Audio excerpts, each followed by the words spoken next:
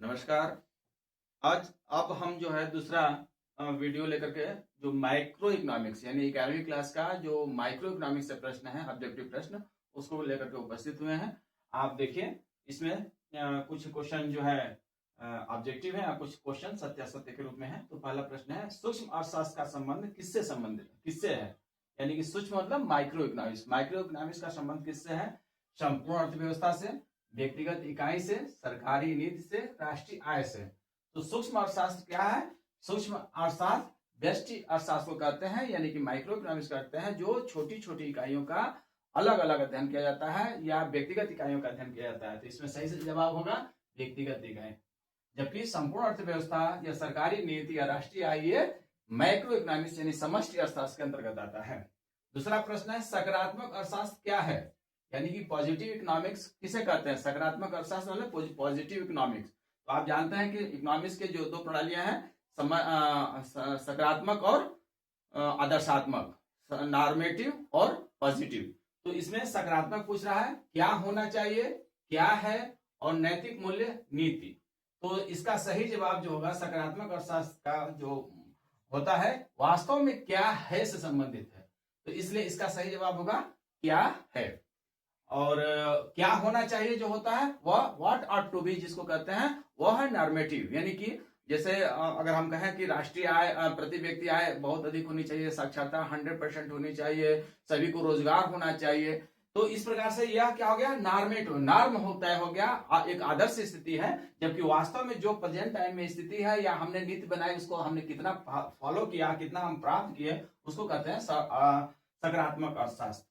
तीसरा प्रश्न है, सीमांत उपयोगिता को मापने का सूत्र क्या है? बहुत इंपॉर्टेंट क्वेश्चन है। बार बार मैं बच्चों से कहता हूं कि सीमांत शब्द अर्थशास्त्र माइक्रो इकोनॉमिक्स का एक बहुत बड़ा पक्ष है।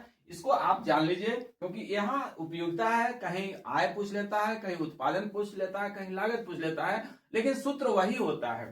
तो इसका प्रश्न ऑप्शन है मार्जिनल यूटिलिटी का मापने का, मेजरमेंट ऑफ मार्जिनल यूटिलिटी का फार्मूला क्या होगा? तो MUN equal to TUN minus TUN plus 1। B option है MUN equal to TUN minus TUN minus 1। C option है MUN equal to TUN plus TUN plus 1। D option है MUN equal to TUN plus TUN minus. अब इसका सही जवाब क्या होगा?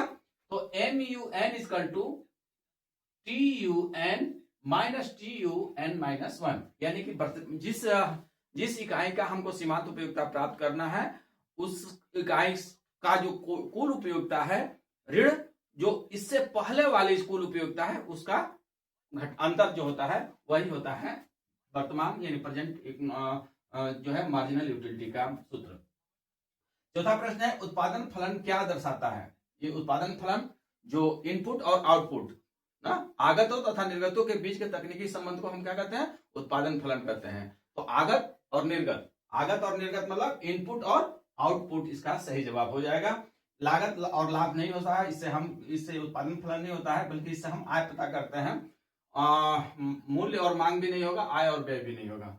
तो इस प्रकार से यहाँ पे इनपुट और आउटपुट यानी कि आगत और निर्गत। पेपर में चूंकि इनपुट आउटपुट ही दिया है, इसलिए हमने इसको लिखा है। पेपर में कुछ गलतियां हैं, प्रिंट संबंधित गलतियां हैं, जिसको हम यहाँ पे कुछ सुधार भी दिए हैं।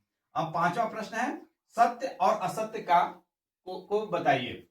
मांग वक्र का ढलान नकारात्मक होता है, सत्य है अथवा असत्य? तो इसका जवाब होगा सत्य, क्योंकि नकारात्मक का मतलब होता है निगेटिव, यानी कि स्लोप, ढालू, यानी कि मांग वक्र ऊपर से नीचे, बाएं से दाएं गिरता होता है, यानी कीमत और मांग में क्या होता है? विपरीत संबंध होता है। इसको हम क्या कहते हैं? नकारात्मक या निगेटिव कहते हैं। इसका मतलब यह कथन क्या हो गया? सत्य हो गया।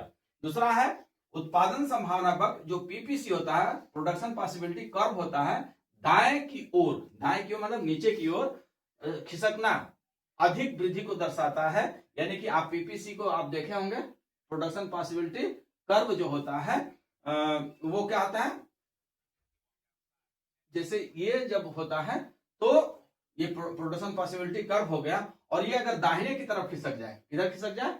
दाहिने की तरफ खिसक जाए, तो ये अधिक वृद्धि को दर्शाता है। इसका मतलब ये भी कथन क्या हो गया, सत्य हो गया। यहां से यहां तक जाना दाहिना हो गया, दाहिने की तरफ जाना हो गया, और यह किसको बताएगा, अधिक प्रोडक्शन को बताता है।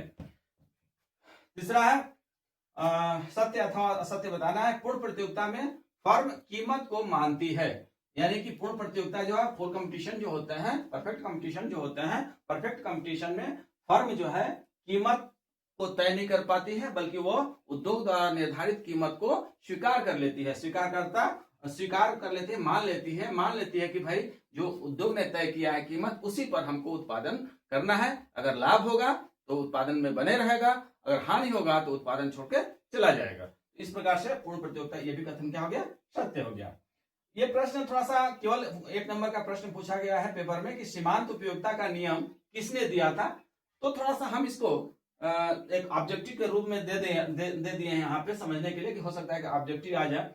कुछ बच्चों के दिमाग में नहीं आ रहा होगा कि होगा, हालांकि पढ़ाने वाला टीचर तो पढ़ाया ही होगा, फिर भी यहाँ पे एक मार्शल, बी गॉसेन, सी एडम स्मिथ और डी किन्स, इसमें से कौन है जो सीमांत उपयोगिता को बताया था। तो हमने, आप जान रहे होंगे, हमने भी पढ़ाया होगा, सभी टीचर पढ़ाते होंगे कि गॉसेन का प्रथम नियम और गॉसेन का द्वितीय नियम। सीमांत उपयोगिता को गॉसेन का प्रथम नियम कहते हैं, एच गॉसेन ऑस्ट्रियन अर्थशास्त्री थे, और गॉसेन का द्वितीय नियम जिसको हम सम सीमांत उपयोगिता का नियम कहते हैं। इस प्रकार से यहाँ पे उत्तर हो जाएगा गॉसेन। अब हम आइए 9वें प्रश्न को देखते हैं। निम्न कथनों पर विचार करें एवं सही विकल्प का चयन कीजिए।